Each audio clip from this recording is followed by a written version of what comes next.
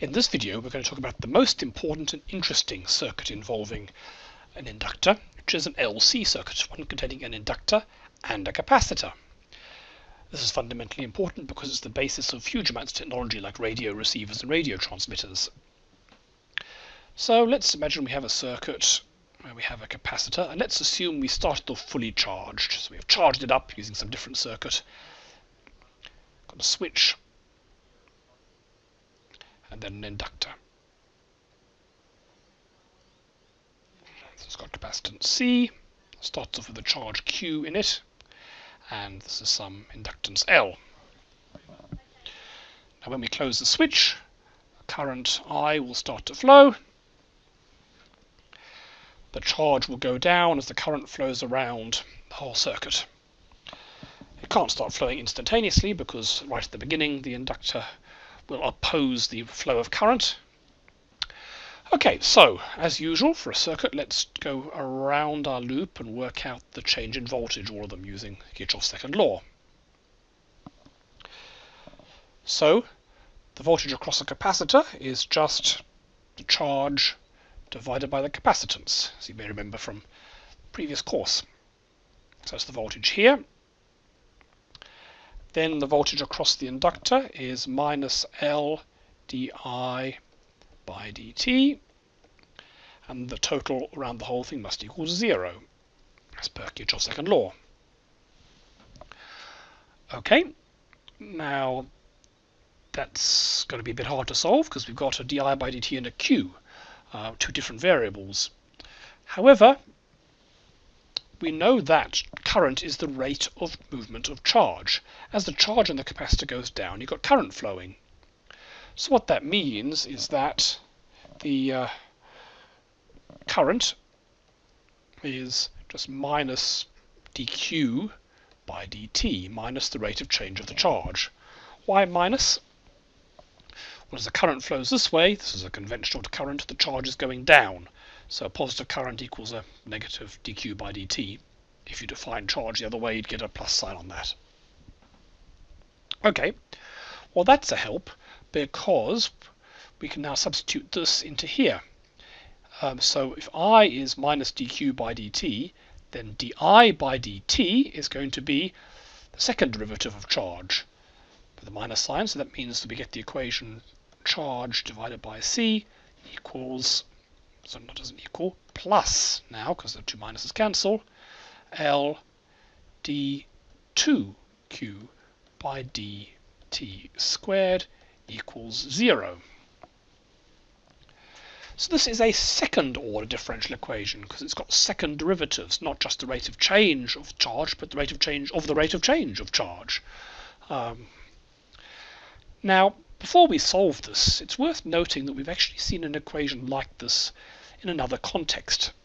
If you can remember all the way back to first semester, let's imagine we have a solid wall and we attach a spring to it, and at the end of the spring we put a weight, and we've got some sort of frictionless surface that can slide backwards and forwards, and we displace it by some amount x. It's got a mass m, and there's some spring constant k. This will be test of your memory.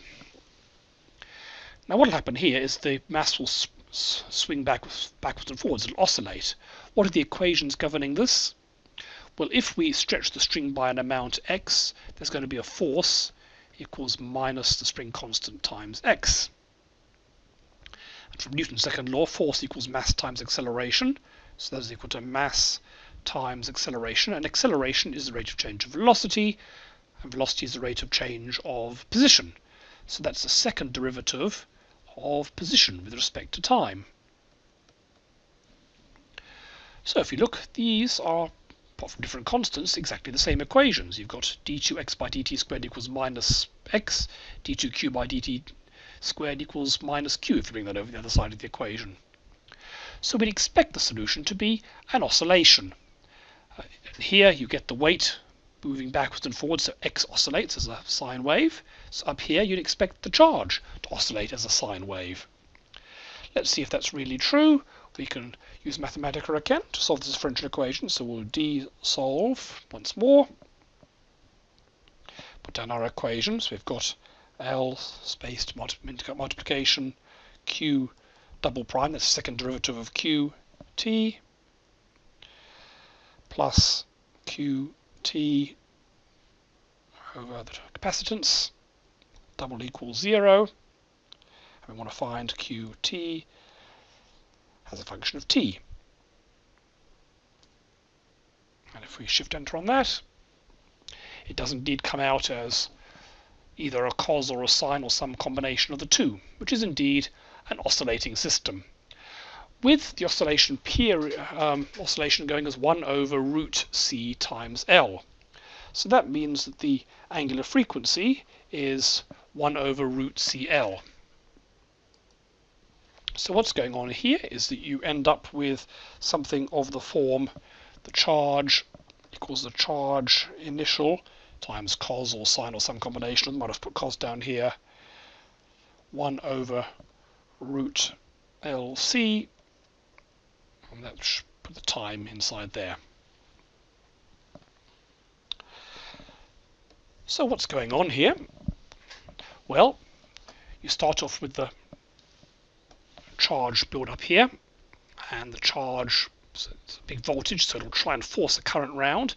As soon as it tries to force a current round, the inductor acts a bit like the mass down here. It resists. It gives inertia to the whole system. So it can't instantaneously send the charge all the way around. It resists, and so it takes a while for the current to build up. But eventually the charge is all gone, and so you've got a current flowing through here at the time the charge is all gone. You now might think the whole thing would just stop. Okay, no more charge. So it tries to stop, the current tries to go away, but remember the inductor resists both ways. So instead of letting the current go to 0 right away, it keeps it going. The EMF in the inductor keeps it going and keeps pushing the current around until the capacitor builds up again the other way around. And then the whole thing reverses, so the current sloshes back and forth, being kept going by the inductance, which keeps it moving through that point of no charge. So, oscillation.